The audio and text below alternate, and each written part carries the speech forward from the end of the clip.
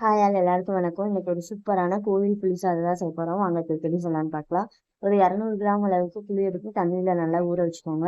இதுக்கு ஒரு பொடி செய்யணும். அதுக்கு ஒரு வடைச்சட்டியில் எண்ணெய் ஊற்றாம குழம்பு கடலப்பருப்பு, உளுந்து, அப்புறம் மல்லி, வரமிளகா, மிளகு, சீரகம் இதெல்லாம் எண்ணெய் ஊற்றாம நல்லா வறுத்துட்டு நல்லா ஆற வச்சு ஒரு மிக்ஸி ஜாரில் போட்டு தண்ணி ஊற்றாம நல்லா தூளாக அரைச்சி எடுத்துக்கோங்க. இது சூப்பரா இப்ப ரெடி ஆயிடுச்சு. புளியையும் நம்ம கரைச்சி வச்சாச்சு. இப்ப வாங்க புளியை தாளிச்சு விட்டுறலாம்.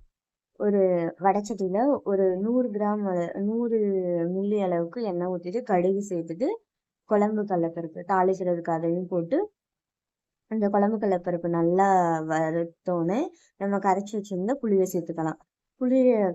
புளியை சேர்த்துட்டு அது மேல ஒரு பெருங்காயத்தூள் ஒரு 1/4 ஸ்பூன் அளவுக்கு, மஞ்சத்தூள் ஒரு 1/4 ஸ்பூன் அளவுக்கு சேர்த்துட்டு, உப்பு ஒரு 1/2 ஸ்பூன் அளவுக்கு சேர்த்துட்டு, இந்த புளியில இருக்க பச்சை வாடெல்லாம் நல்லா போய் புளி நல்லா சுண்டி அந்த எண்ணெயெல்லாம் பிரிஞ்சு வர அளவுக்கு நல்லா வந்த பின்னாடி நம்ம அரைச்சி வச்ச பவுடரை ஒரு 2 ஸ்பூன் அளவுக்கு சேர்த்து அதையும் நல்லா மிக்ஸ் பண்ணிக்கணும்.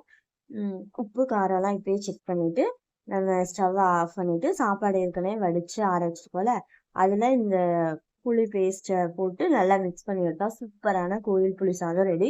இந்த புளி பேஸ்ட் மிச்சம் இருந்தால் நீங்கள் ஒரு வாரம் அளவுக்கு ஸ்டோர் பண்ணி வச்சாலும் சூப்பராக இருக்கும். மறக்காம ட்ரை